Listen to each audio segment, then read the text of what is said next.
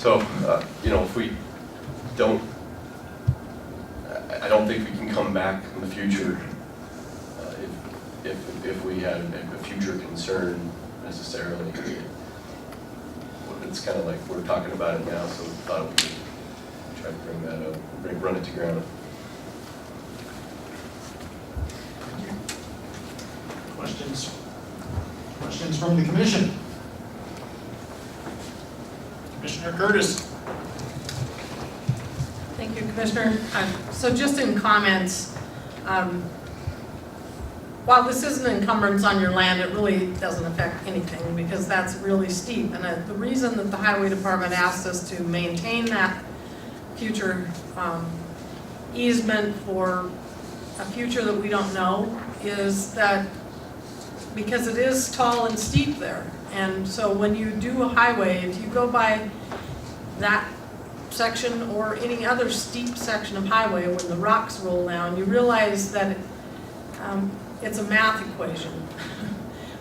In order to slope a hill back, you need a lot of distance. And I think that the proposal that we talked about on site that day that makes sure that you have a place to build your house, a future barn on the flat space makes total sense. The Highway Department could widen the road there and not need to have as much distance from the middle of the road. But we don't know what they need in the future. If you drive along Salmon Lake, rocks roll down all the time. That's too steep. But it's going to take a lot of distance to slope the hill to the right proposal. So I will be making a motion to abandon the portion between line 12 and 29, but not to reduce the right-of-way along the rest of the road. And I'd consider that a motion unless Cole has something to add. I'll second that. I agree. It's very steep, almost vertical in places around this. There's no way that that can be built on anyways. But the road is between the creek and the mountain, and so there certainly could be a need to alter the road into those areas in the future. The creek could eat the road, as we're experiencing in Prince County now with the flooding. So always wanting to maintain that ability to alter the road as necessary when it's not on buildable property. So I would second the motion. Okay, is there any additional public comment on this item? We have a motion and a second. Let's go ahead and vote. All in favor? Aye. Aye. Did you want this back? So just keep using that mic. Everybody. Okay. Okay, thank you. Thank you. Thank you. Mr. Nide. One follow-up request to the petitioners. If we could use your exhibit, which one is it?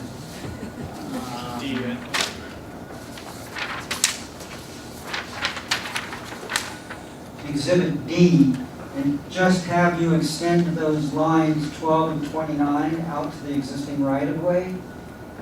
That would be great. We could use that as an exhibit in the resolution. We can do that. Okay, thank you very much. Thank you. Is this working at all now? Yeah.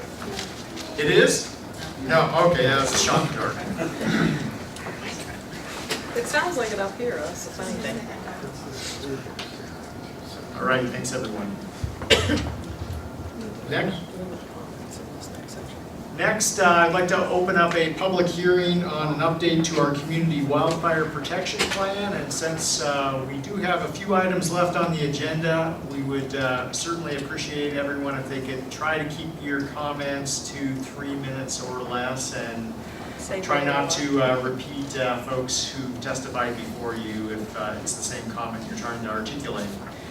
Our Director of Office of Emergency Management, Adrian Beck, you have a staff report. Thank you, Commissioner Strohmeyer. We will make this quick, and hopefully all the forces that are at play are not going to go against us here. So today we have an opportunity to. The recommendation is to adopt an amended Community Wildfire Protection Plan update that was completed in 2018, of February 2018. I don't know where this is going here.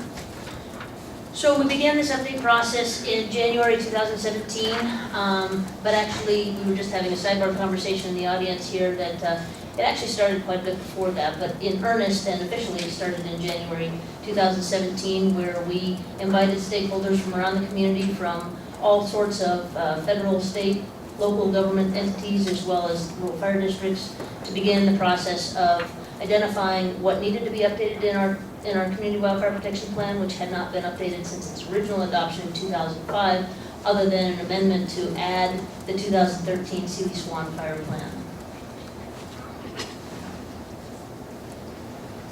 Can you hear me okay with this?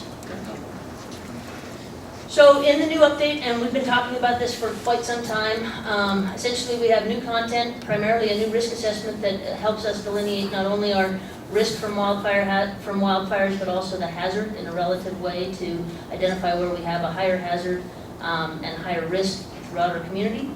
We have an action table that is a way to help us as a community keep this Community Wildfire Protection Plan actionable and hold us accountable to some of the recommendations that are within it. And we have an updated kind of wildfire history and community development, things that have happened since 2005. Certainly we've had some significant fire seasons that were within that time frame, as well as additional development and population growth. Probably the biggest change to the Community Wildfire Protection Plan in this update is the organization of the plan itself. It is designed to more closely align to the National Cohesive Strategy, so the plan itself is organized in such a way that we talk about restoring fire-resilient landscapes, creating fire-adapted communities, and improving our response to wildfires and our ability to suppress fires where appropriate. So as part of this update, we did go through a public process. We had great engagement from our stakeholders through what was a long 16-month period. We had several delays due to real events, namely the 2017 wildfire season, that caused us to have to take a little bit of a break before resuming the process. And so on March 8th, we opened a public hearing to initiate a public comment period that we requested written comments from March 8th to April 12th. We did receive 11 comments during that time. And we also held a public open house on March 22nd here in this room, where we saw approximately 50 to 75 folks shuffle in and interact with key stakeholders and have an opportunity to ask questions about the update. So following the public comment period, we did receive some comments that we feel warrant some amendments, and I'll go through those here very quickly.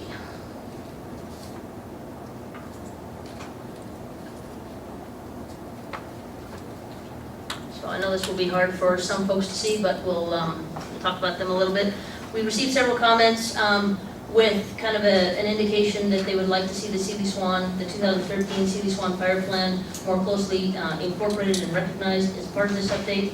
And so the recommended action is to officially add it as an appendix. So it would be now in Appendix D. So that results in changes to the table, as well as a list of appendices, relatively simple there.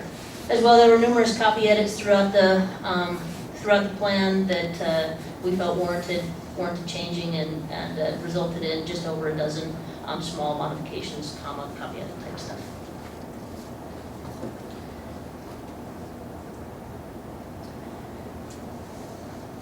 Another area that was, let's see. Apologize, the navigation bar is not showing up here. So the other area that did receive some comment, actually not to our office, but with our partners at Rocky Mountain Research Station, Greg Dillon, who did the risk assessment for us, as well as the description of the vegetation and fire ecology. He had some recommended edits after having talked to some folks on the Lowell National Forest, specifically in their silviculture department. And so he is working on those edits now, consistent with the Fisher and Bradley fire ecology habitat types. And so this is really just a change order to make it more consistent with current plans. It does not affect the risk assessment in any way, shape, or form. It's just a change to the description and how the fuel models are grouped together to make it a little more sense. There were some recommendations to add some data relative to the 2017 wildfire season, relative to some of the RH, relative humidity readings that we did see, as well as some wind speed. So that's a relatively easy change into the draft that was not available when the original draft was let, but now is. The rest of them are relatively benign as far as just minor tweaks to sentence structure. However, there is one that I'll call to your attention, that we did receive several comments on this one. In the area that is relative to a discussion on the topography of Missoula County, there's a narrative in there that describes just the general topography of Missoula County, and there were several comments that asked that the language regarding the steepness of slopes be less restrictive to how we talk about fuel mitigation tactics that can be used on steep slopes. And so we have attempted to change that language in a way that we feel consistent with the comments, makes that a little bit more palatable. Questions?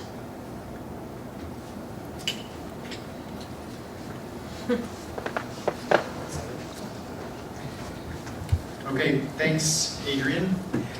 This is a public hearing, so is there any public comment on the update to the Community Wildfire Protection Plan? Before we do that, Sarah. Oh, okay.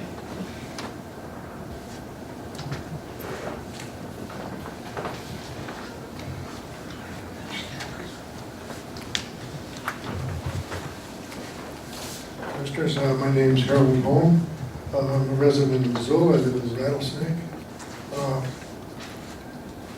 The Montana Elders for a Livable Tomorrow, which I'm a member, coincidentally came up with the idea this last year to try to hold some community presentations with the idea of preventing homes from being destroyed by wildfire. The focus was to be positive, and the focus was also to be from the home out rather than the forest in. And the plan has done quite a bit to address the mitigation efforts on private properties, which can vary from just a single house to somebody that has 200 acres, so it's a complicated subject. But just as an update, we held basically 4 community meetings featuring basically Jack Cohen is a former fire scientist here in Missoula and a very well-known person in the fire world. We started our presentations with a movie of Unacceptable Risk, which was put together by firefighters in Colorado after they had some big mega fires down there. And that sort of led into Jack's PowerPoint presentation that really shows how fires ignite. And the interesting thing in his presentation was all the pictures of these homes, some of them big, some of them small, just completely destroyed down to the ashes. And right next to them would be standing, living green trees that you would have thought would have burned.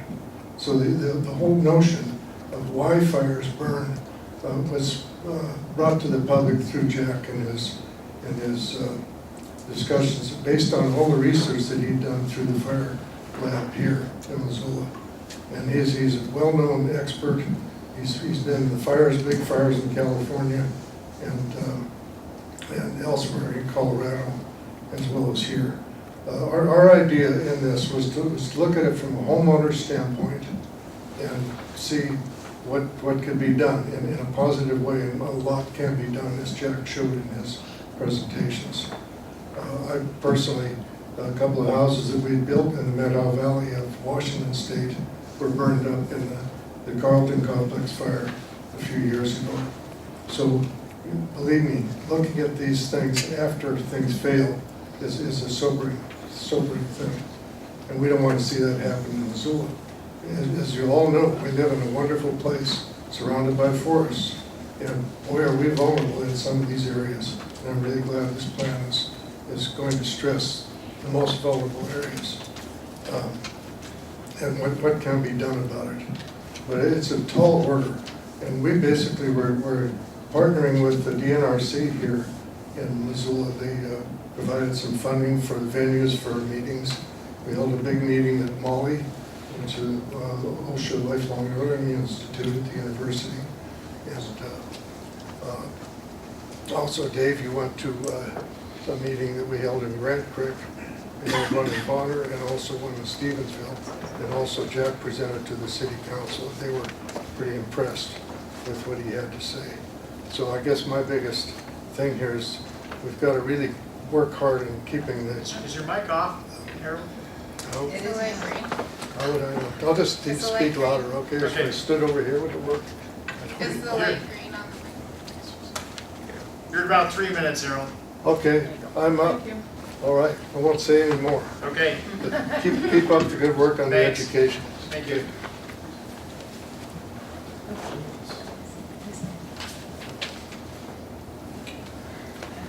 Yep, come on up, Rich. Thank you. Is this working? I think so. Talk really loud, he's got a camera. Hello, is it working? No. testing, test. I would do it. It's green. Okay, well, just roll with it. All right. I'm Rich Lane. I'm the forester and log buyer for Willis Enterprises, the wood chipping plant out at Bonner, Montana. We utilize a lot of small diameter trees, crooked trees, dead trees. We can't use burned trees.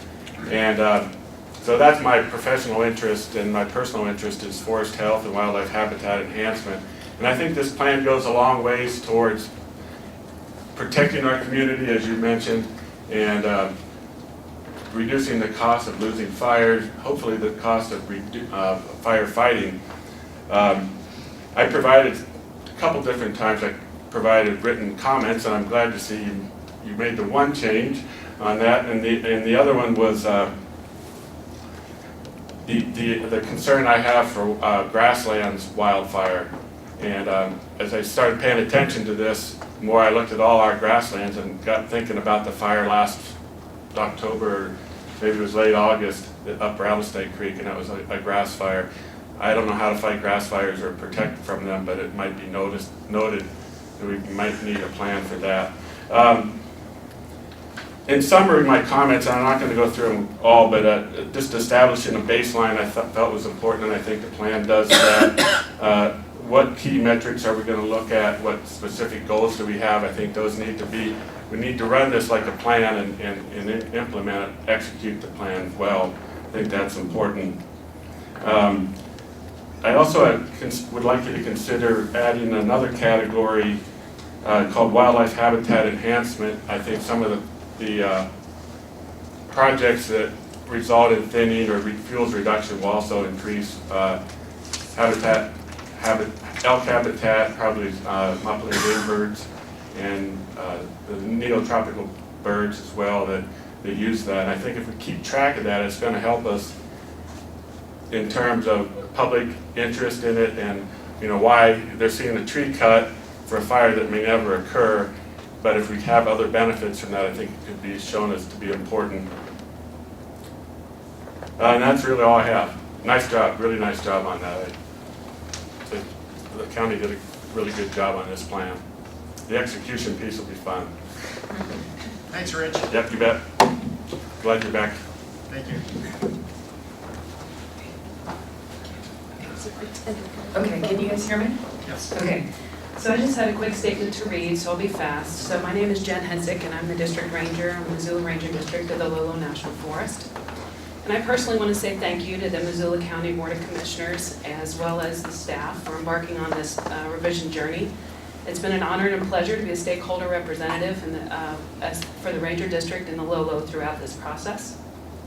And I really believe that the National Cohesive Strategy, as mentioned, charted the path for the nation, and your work embodies the direction it provided.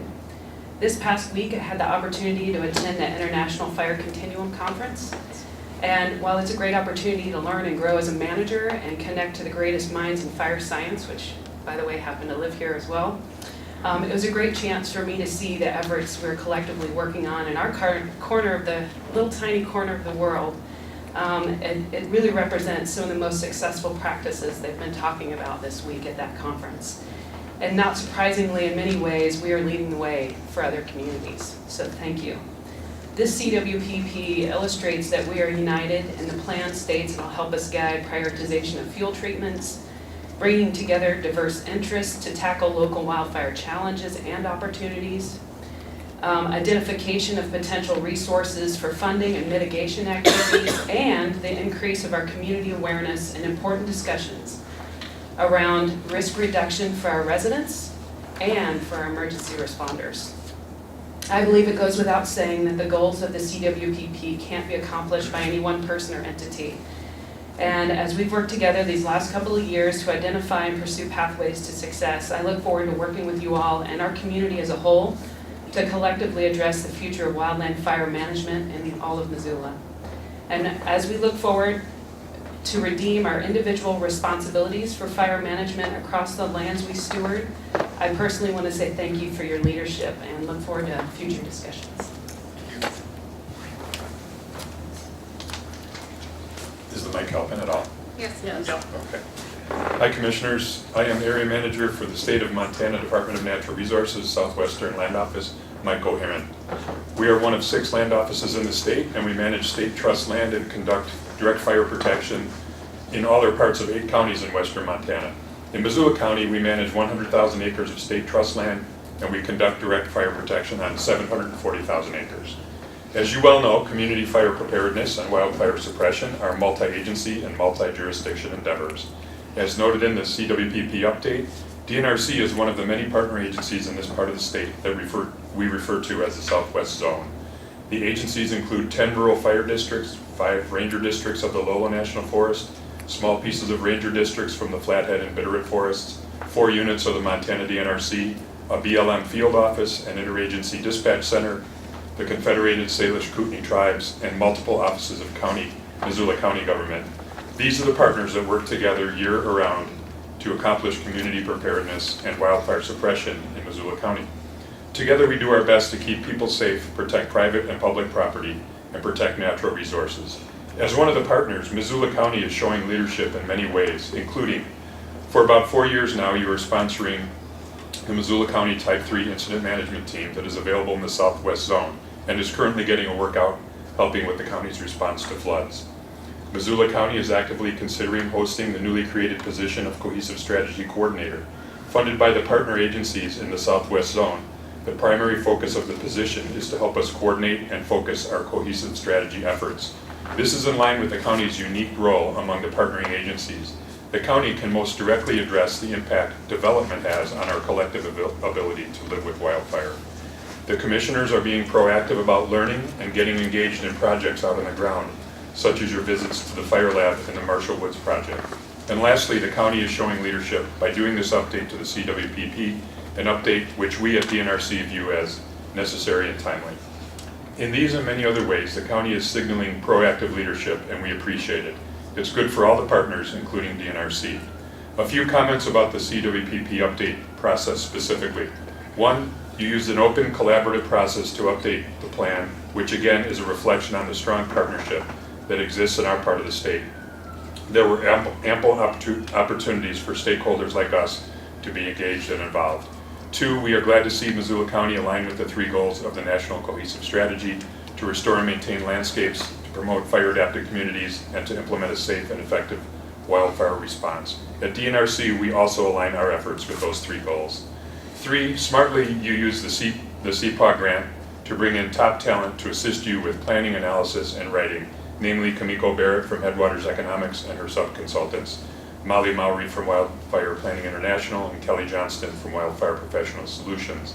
I read every page, and in my mind, the document is sound scientifically and excellent in terms of the readability and presentation graphics. 4, the action plan is clear and specific. It covers all the important pieces that can make a substantial difference in reducing the social, economic, environmental impacts of wildfire. We and your other partners pledge to work closely with you to implement actions identified where we have a role. I want to acknowledge a job well done by Adrian Beck and Pat O'Haron and all the county staff who contributed. We work together on a regular basis with Missoula County, and we are proud to see our colleagues do such excellent work on your update. In closing, wildfire risk to communities will continue to increase as more people build homes in fire-prone landscapes, like the forested areas in and around Missoula County. By planning for future growth and through extensive public outreach and continued interagency collaboration, we can work towards mitigating wildfire risks to communities. The actions outlined in the CWPP will serve as an excellent guide to our efforts as we attempt to accomplish these goals. We can anticipate and live alongside wildfires rather than retroactively responding to fires as disasters. Recent research by Headwaters Economics indicates that out of total wildfire costs, nearly 50% is borne by local communities. I'm certain this is something residents and business owners in Seeley Lake, Missoula, and many other Montana communities would affirm, especially after the 2017 fire season. These local costs are realized not only at the time of a large wildfire, but in the months and years following, and come in the form of long-term damages to watersheds, lost property values and tax revenues, and impacts to tourism and recreation. By being proactive and planning for these risks, as Missoula County is doing in the CWPP update, we can reduce the impacts and associated costs to local governments, residents, homeowners, and businesses. Thank you for being good partners, and thank you for the opportunity to comment. Thank you, Mike.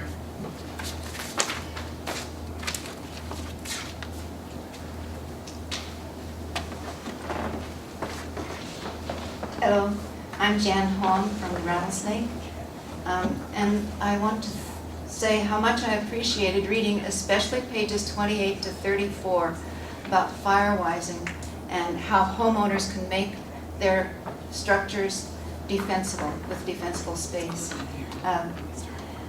My request is that somehow, using the information on pages 28 to 34, this document receives some real muscle in the form of funding and personnel. There are intangibles that you couldn't write into a document for how a community applies these principles. We need a major campaign in Missoula to create a fire-adapted community, something like what Bend, Oregon has done through their toolkit. One of the things that happened on the 5th of May this year was that Garden City Compost received yard debris as part of a fire-free day, and that small move could give us a measure of how much each year people clean the debris from their yards and around their property and bring it in. In Bend, Oregon, they're getting something like 26 million tons over a certain period of time.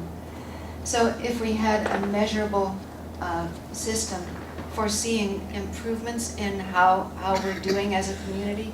But the big thing I'm requesting is that we put some real money and muscle into getting this information out. All that the city, rural, and the rural fire department and city fire department has done to try to get people to do assessments around their homes is too little. What we did was too little. We need to create an atmosphere where making our homes fire safe is the norm, and we influence the people around us to do the same. Thank you so much for this article, for your document, and especially for including so much in the fire-wise issue. Thanks, Jan.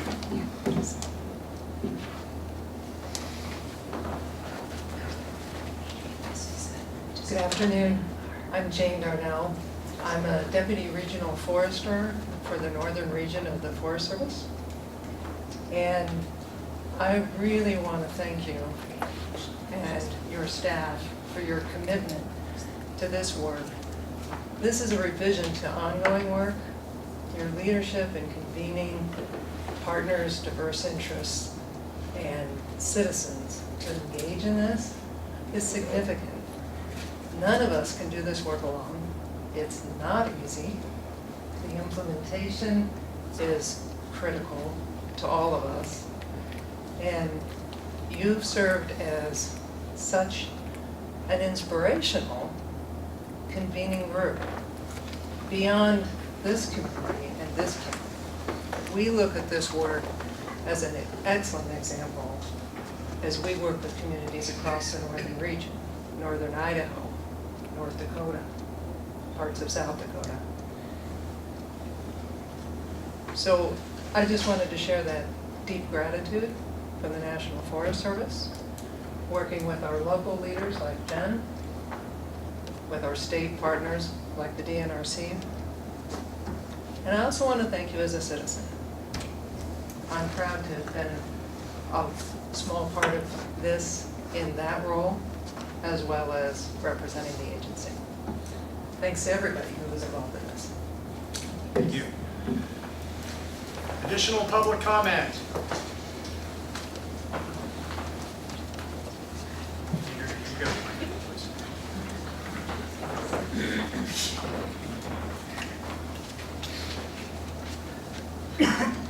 All right, thanks everyone. Last chance for public comment. Okay, I will close the public hearing. Are there any questions from the commission? Yes, Adrian, Bruce Lane talked about a couple additional chapters, sections, something, grass fires and wildfire habitat enhancement. Do you have any ideas for that, or is that something that we can add to it later, or is it, do you feel it's addressed somewhere else?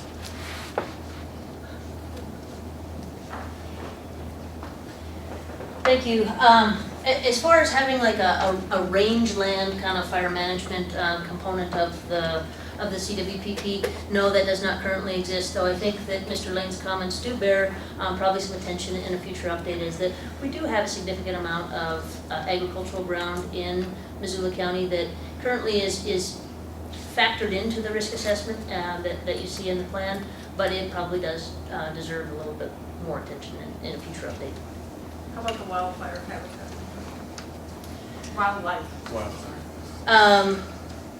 Yeah, and as far as adding a section for wildlife habitat enhancements that are directly related to mitigation, is that an accurate summary?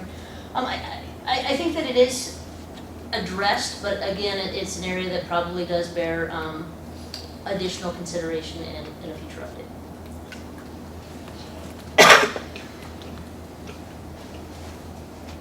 Well, I'll just say a big thank you to everyone who's been involved over more than a year of this process of updating the CWPP. I've been involved in a number of the working group discussions, and I think we have a solid document here that we're contemplating adopting today. We live in a fire environment, and if there is ever a place in the northern hemisphere, Northern Rockies, North America, that can think creatively about figuring out how to live with fire, it really ought to be Missoula, Montana, with the resources we have here, with the history we have here in natural resource management. We've heard a number of folks talk about implementation, and I could not agree more. I'm delighted that we will be bringing on an additional staff person to implement this plan and to address the cohesive strategy and how we might move that forward in Missoula County. People sometimes wonder what Missoula County does. Sometimes we seem to fly under the radar at times, but I'm glad that folks recognize that this is a clear role that we can play in coordinating fire and our response to fire and our response to coordinating agencies who respond to fire in Missoula County. So I really can't say enough thank yous to everyone who has worked diligently on this, and I look forward to making sure that this plan does not just gather dust on the shelf, but actually does is implemented and is a living document.